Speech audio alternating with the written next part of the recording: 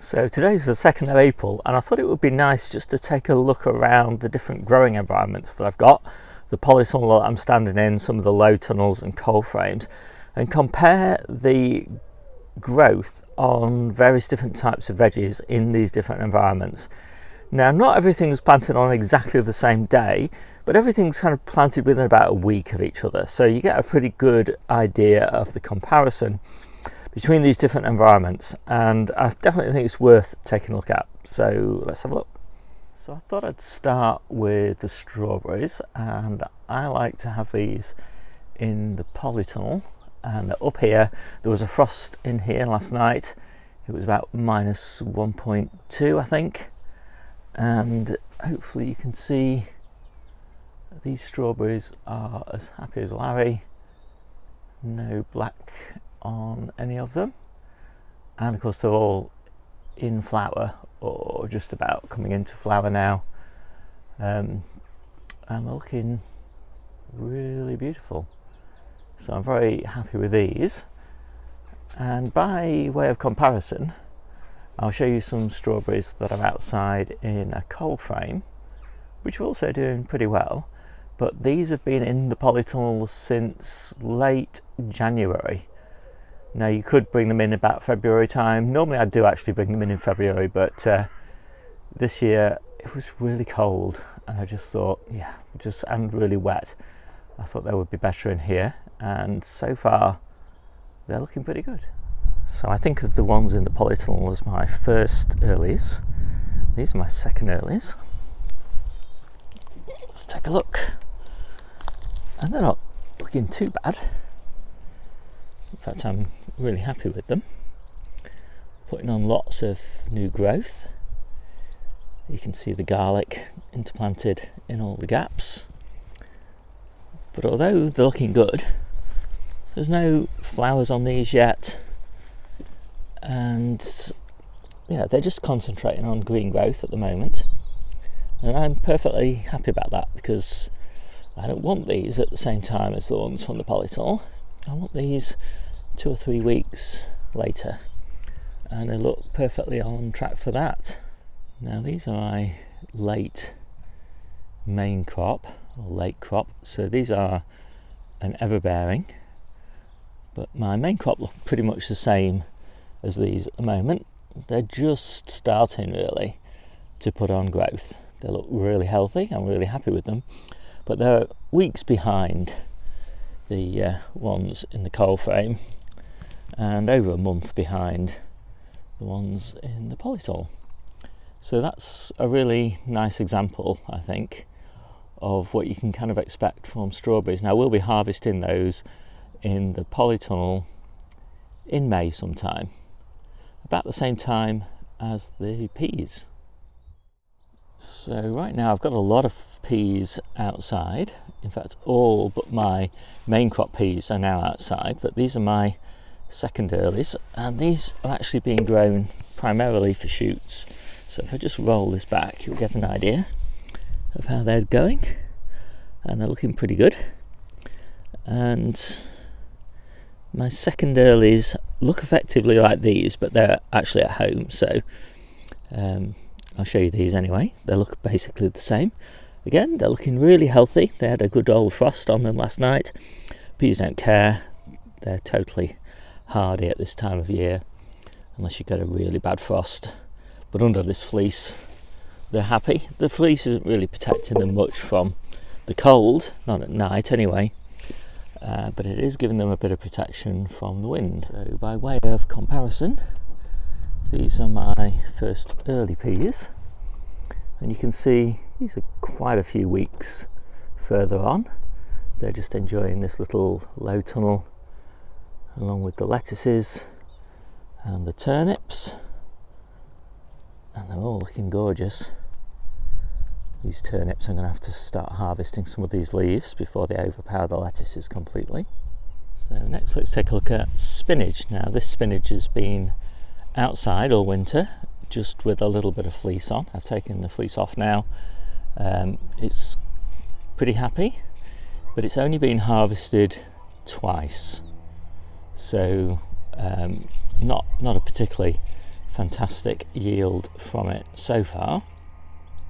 And here's some spinach that has been outside without any fleece, but it was only planted in March and it's perfectly happy, but it is growing slowly.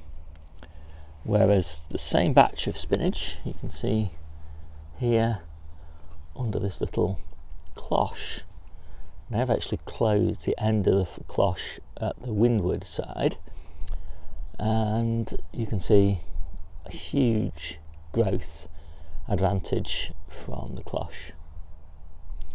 So this spinach, by comparison, is in a little cold frame. Spinach really likes a cold frame environment, and this spinach has been harvested 20 times all the way through late autumn, winter and early spring, and it's still looking gorgeous. It was harvested last week, it's going to be harvested again tomorrow. It's interplanted with turnips, and these will take over. When this starts to go to seed, I'll take this out and just leave the turnips to mature. And this adjacent bed, basically, it's pretty much the same story, although this one is interplanted with radish, and these radish are looking pretty good. So here's some spinach in the polytunnel, and this really this is basically the same as the stuff in the cold frame. It's been harvested for about 20 weeks, every week, still growing strong, plenty of growth in it. I've interplanted this one with beetroot at this end, and there's loads of radish down here. All this radish has been harvested mostly last week, and it's just ready for harvesting again. But really, there's been no significant advantage over the polytunnel environment by comparison with the cold frame environment, because spinach likes it cool, and so it's not really getting much advantage from the extra heat in the polytunnel. That's why I think cold frames are absolutely ideal for spinach. The only advantage is when it's really cold and the cold frame lids are fully frosted over and you can't get them open to harvest, you can still get some spinach from the polytunnel. Also, it's a bit warm now in here for the spinach. You can see these big long leaves like this. It shows it's going to go to seed pretty soon, and here's an example of one plant rising to seed. I'll be taking that out tomorrow and just leaving these brassicas in to grow unhindered. So now let's take a look at some Calabrese. Now if you look at the size of the leaves by comparison with my hand perhaps, you can see these are really big now, and they're just starting to show the first little flowers there. And so that Calabrese head should be ready sometime in May, I would think, and it's going to be a reasonable harvest, I would guess, because there's a lot of leaf growth here to support that little flower. So I'm pretty pleased with that, and I'm really happy to see those flowers because I need to get all this harvested sometime in May before I put the tomatoes in late May. And I'm also going to finish harvesting all the lettuce that's underplanted in here, and all these spring onions that are underplanted as well. Of course, they weren't underplanted when I planted these Calabrese out in February, and I think, if I remember rightly, this Calabrese was started in November probably under grow lights, but it could have been started in October in natural light.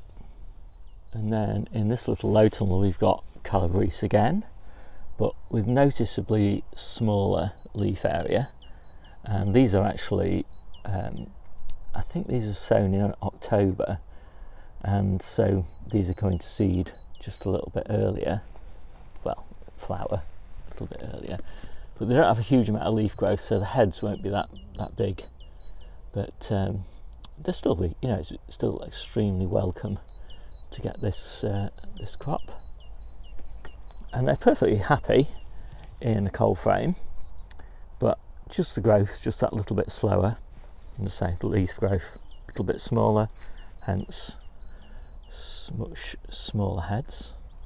Well, these are kind of a bonus crop for me. You know, there's not many things you can kind of get to maturity in a low tunnel before you need to replant it with your summer crops, but these are all going to be harvested in April, I should think. And then underneath this little net, which really just serves as protection from the pigeons, again we've got some more Calabrese, and obviously you can see these are markedly smaller, and so hopefully these will be ready in June, just when I need this bed for the squash, the winter squash. But they're nice little plants, they're looking really happy. I thought I'd just show you these, which are little cauliflowers, and these have been protected with this little cold frame, and they don't really need much protection now, and I think actually these are doing better outside, still getting some shelter from the wind, than these in the polytunnel. It's hard to tell exactly, but I think these look a little bit healthier but a little bit smaller. And again, I'm not really 100% sure, but I've had really good experiences growing cauliflowers in the polytunnel for harvest in May. So hopefully, fingers crossed, these will do well. And unfortunately, I haven't got any good comparisons for the kales, but these are new season kales sown on the 13th of January, and they're looking really beautiful. And these are interplanted with radish, and you can hopefully see there, look, the radish are all ready for harvest, which means they'll all be out of the way long before they interfere with the kales.